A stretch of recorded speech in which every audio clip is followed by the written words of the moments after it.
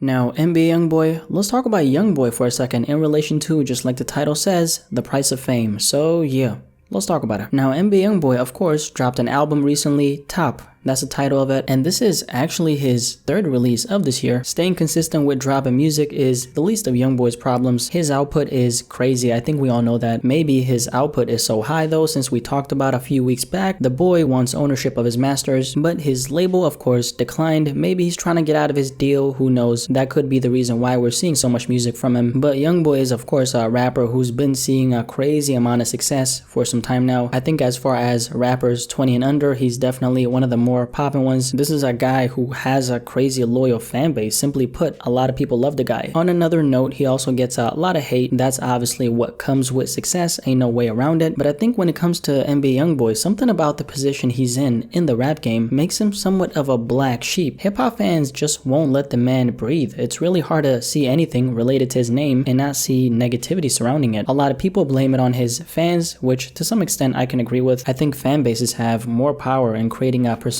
of whatever artist in question than we'd like to admit. A lot of artists, a lot of times, can get judged based off of how their fans speak about them. When it comes to NBA YoungBoy, I've seen actually a lot of his fans calling him the greatest rapper alive. Now that's obviously a very, very, very, very long stretch. Simply put, I think the love his fans have for him definitely cloud reality, but that's of course stands in general. That's not exclusive to his fan base in particular. But I wanted to use YoungBoy as an example for this whole the price of fame conversation, because the man has a different level of clout if you ask me. Considering the fact that he's only been widely recognized for a little over 2 years, I'd say he's yet to get a really, really big solo record of his. I'm talking one on that Lucid Dreams or the Box Status. Bandit featuring Juice WRLD is a certified hit, that's for sure. Outside a Day is pretty big as well. Make No Sense from AI YoungBoy 2 is another really big one. I'm genuinely not even sure if I could even say that YoungBoy is close to the peak of his stardom. That actually says a lot considering how big of a name he is right now. I think getting there for him shouldn't really even be too hard of a job. He already has a solid fan base who's more than willing to stream the hell out of his music. I think it's a matter of time before he gets those, extremely big songs back to back to back. But how is NBA YoungBoy managing with all the success he's getting? That's actually something I'm wondering. He did take a social media break a few months back. I guess you could call that a way of managing it. This goes without saying, but a lot of people in the hip hop community don't like YoungBoy at all. So I think him taking a step back from all the noise is very key for his mental health. I actually think if anything, this is the curse of being at this high of a level. Being a successful rapper in hip hop is definitely not for the weak. I think it's way harder for a successful rapper than, for example, a successful country singer. There's a harshness that comes with the rap game that isn't really existent in other genres. As an example, NBA YoungBoy can go on Twitter right now and see a bunch of negativity about him for no reason, but that doesn't necessarily apply to a country singer unless they're getting,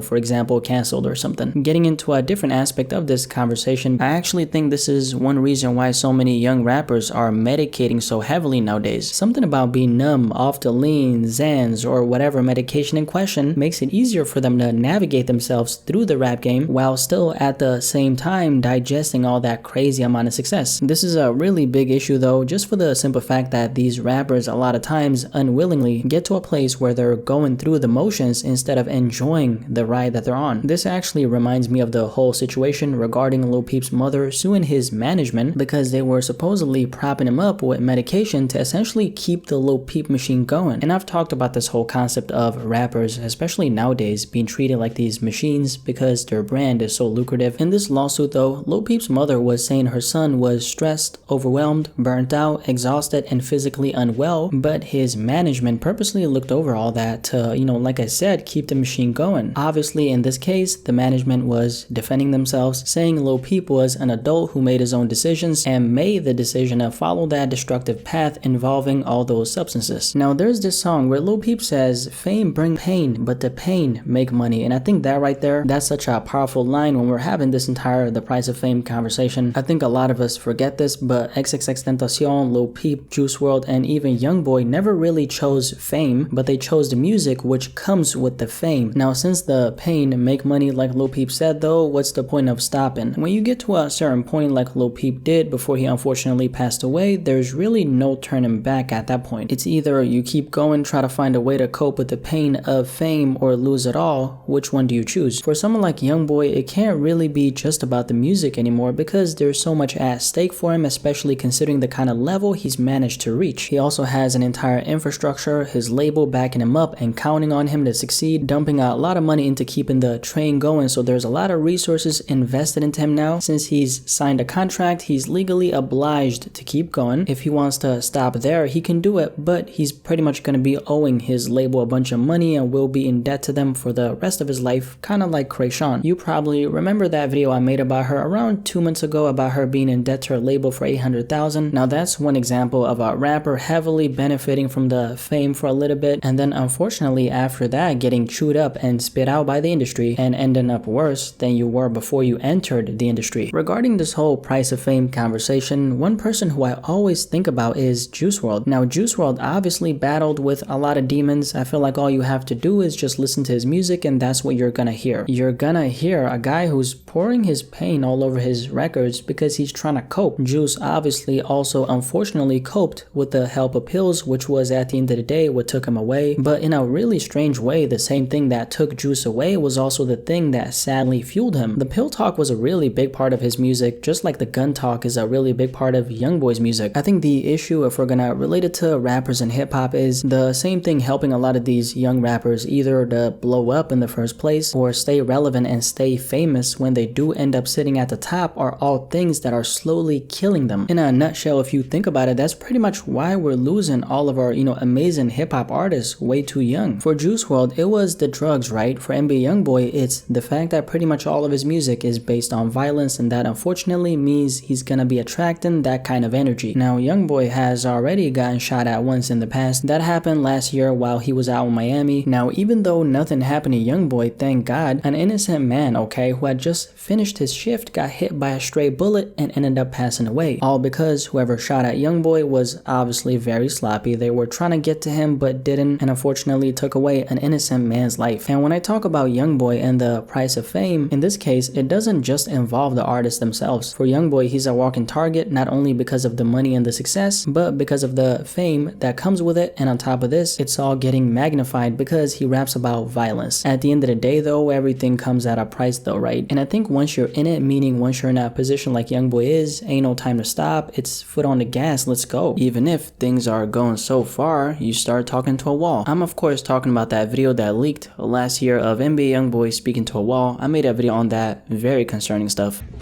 I'm my dead,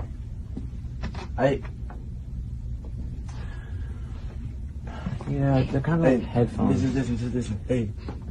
Water's good. Nothing to do with the pause. It's really good.